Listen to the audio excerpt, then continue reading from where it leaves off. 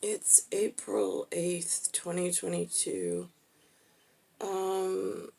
There's a big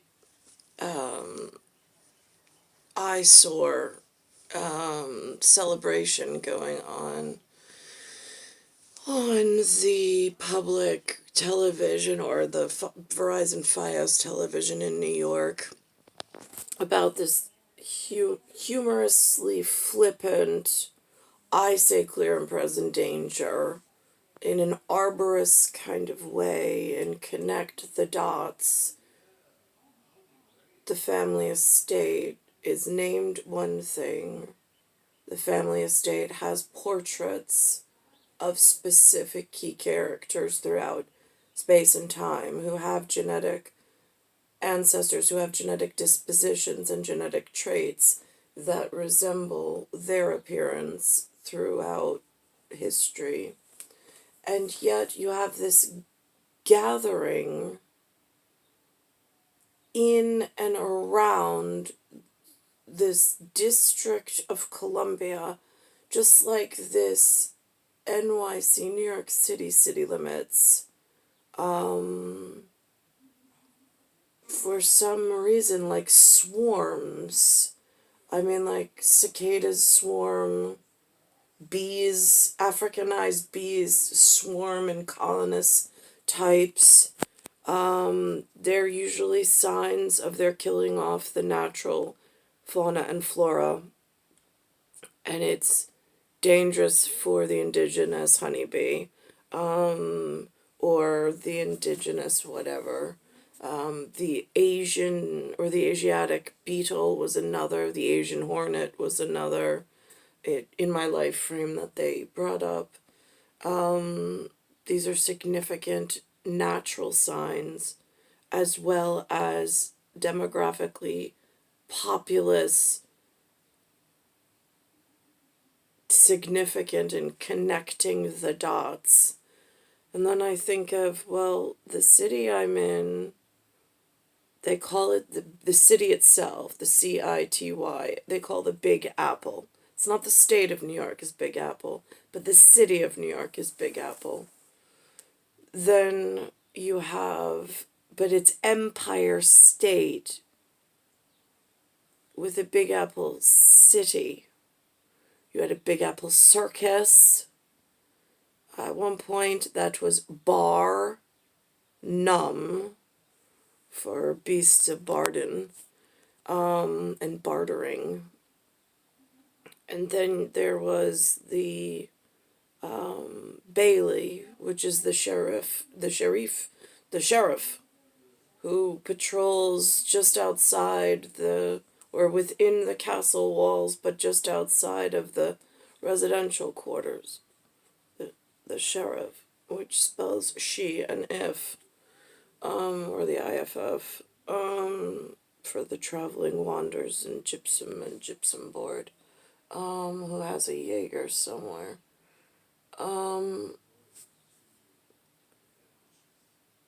So they're celebrating because it's the first African woman on the U.S. court system, but they're in America. That concerns me in connecting the dots.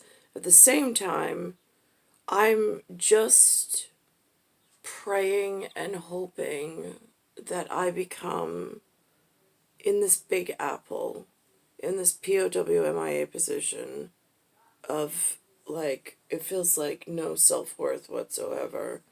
I'm just praying I become the apple of someone's eye. That's a saying here. It's, you're the apple of my eye. It sounds so romantic. It sounds so humanistically connective to another, to like in a superhero kind of a way, at Super Justice League or Supra, of uber importance. But yet there's been so little that has looked me in the eye and ever said such wonderful, amazing, like, true words that they actually mean it. I think part of being a superhero, or a qualifier at least, is showing up in someone's life. So it would be really nice to be, at some point, the apple of someone's eye.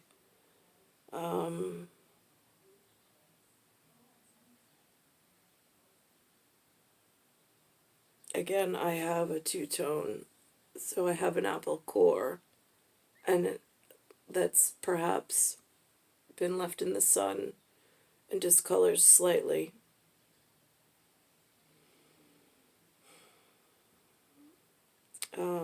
For apple of my eye, and the truest fit and form and figurine in physicality. But I know that there's this metaphorical in diatom way of being able to explain apple of one's eye as keeping an eye on something. In the fallout shelter, which is Bayside Station, or Bayside Village, that I was brought home to from the hospital when Linda brought me into this mess, or this world, they, Linda and Lou used to buy these, or my aunts and uncles, or when I would go to Grandma's house, Grandma Gunder, she would buy these gigantic, at the dollar store, they were activity books just to keep me busy. And there would be these dots on the page with some symbols, and they would make no sense whatsoever. And then all of a sudden the adults would start to say that they knew that the dots made sense, even though when I looked at it, the symbols made no sense and the dots made no sense. And I would sit there and stare at the dots and just, how could they possibly think this makes sense? And then they taught me a method to their madness of what they knew about these dots and how to make the symbols make sense. And then it was like a whole nother door to, like, they can be useful as a group. So that was an amazing, like, discovery in this walk amongst humans, where I've really found very few to be helpful or to be what I've needed.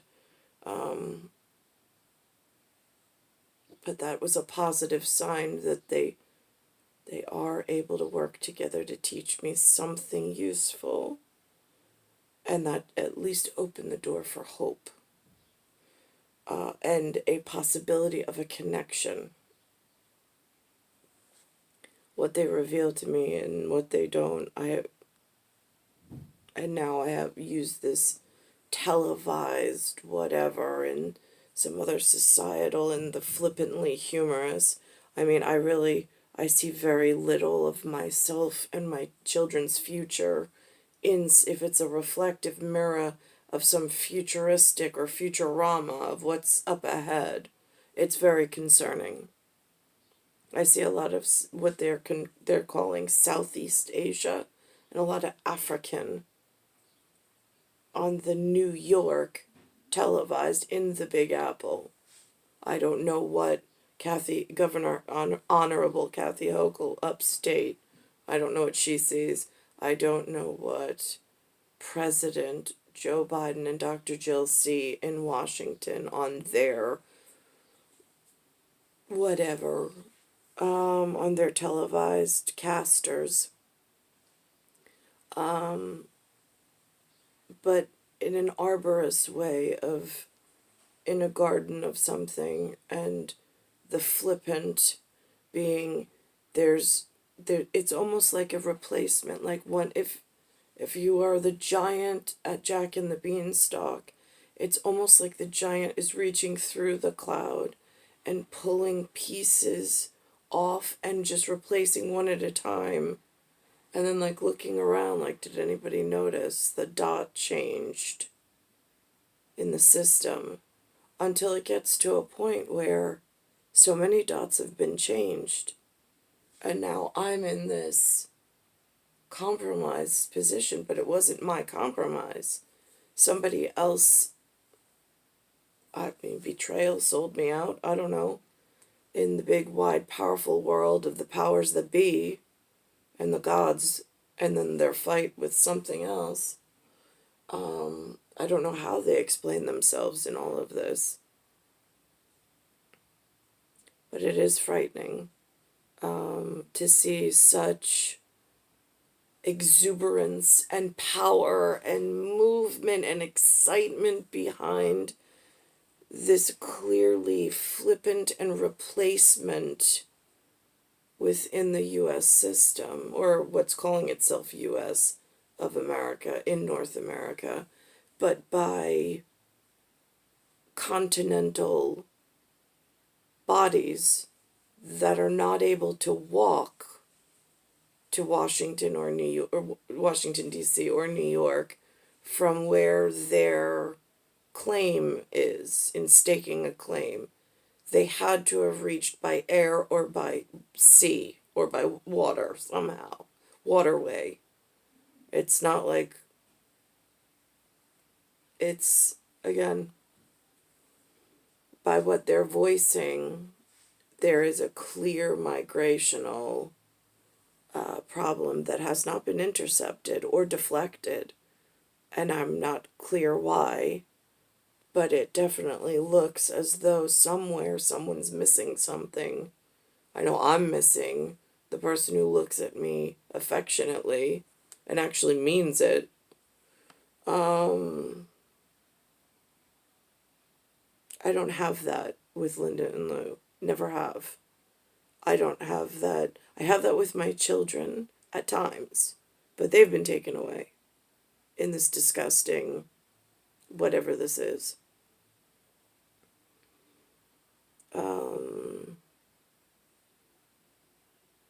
But nobody even speaks of these things. They'll say the 4-letter operative word, joke. You've got to be joking me.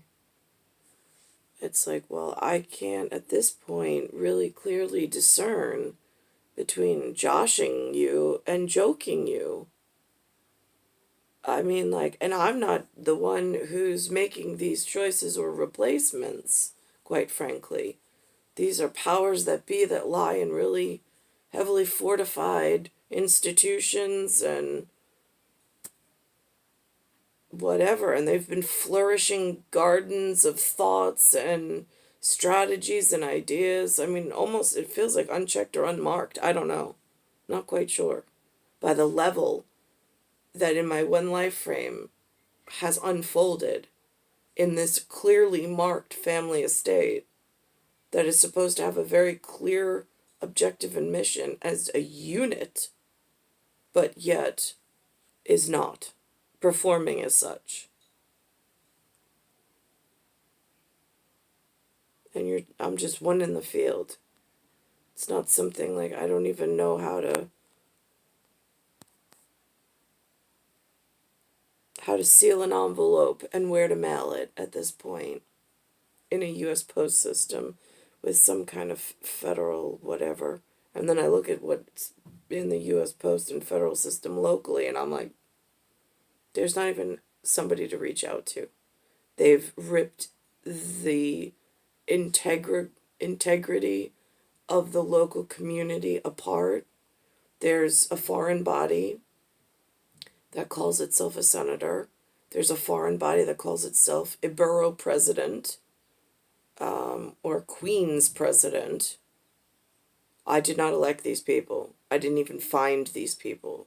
How these peoples found these labels of importance and organized themselves outside and within Big Apple, within Empire State, without family approval is beyond me. I have no idea how they're making any decisions right now, but it's really frightening. I mean, they give me a swatch of cloth to rally around, to hold on when I speak, so somewhere in the wide world of important men that are number 7 that know that I'm a number 8 and I could be the apple of someone's eye somewhere in this whatever core, that they can discern my swatch of cloth for placement in other things, since there is just to my north a different swatch of cloth, but they don't sell it here, or at least they don't sell it in my area. The disabled veteran that comes around carries 3 flags, and they're my national flags from my grandparents, or my father and my grandmother's backgrounds. More than that, I don't know. They don't sell other nationalities here, just the backing that I had as I entered this village, this town, this city, this state, this area.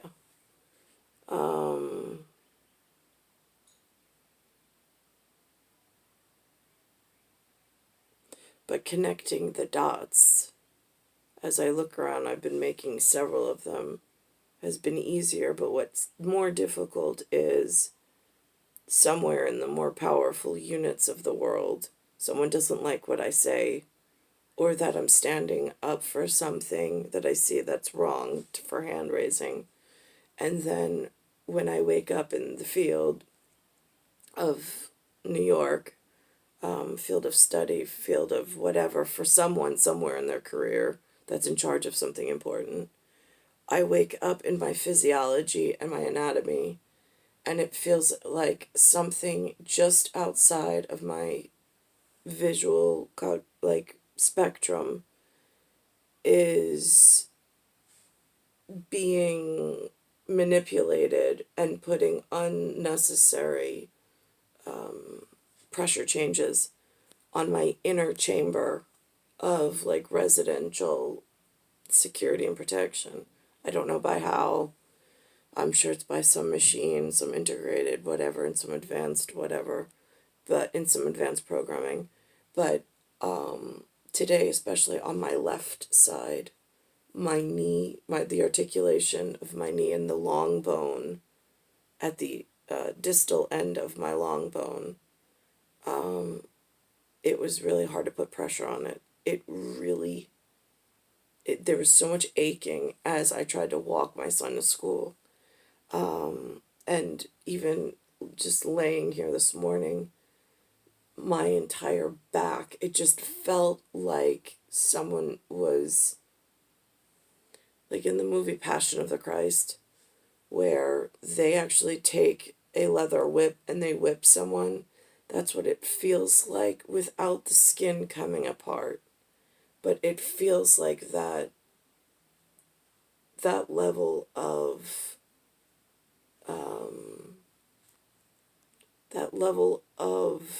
ingrained pain, like a stinging sensation that sticks with you after the initial whatever, and then the pain carries forward for a few minutes. It's that level of programming or whatever within the physiology. And then they're calling it psoriatic arthritis. I hate to put labels on it because then it's almost like it's easily searchable, and I just feel like then they make it so much worse when you actually designate somebody with something. It's like they just hang more and more votes on causing you more and more pain if they don't agree with you. Not that that should be the way it is, but it just feels like that's what's been going on in some really dangerous, like, big pharma whatever, where they have dots and computers and all sorts of metrics that make no sense to everybody else, but makes clear sense to those that design these things.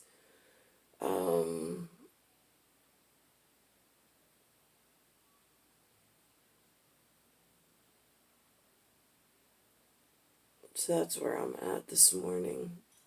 Am I celebrating Ketanji Brown Jackson? No. Am I celebrating Kamala Harris? No. Am I celebrating Joe Biden? No.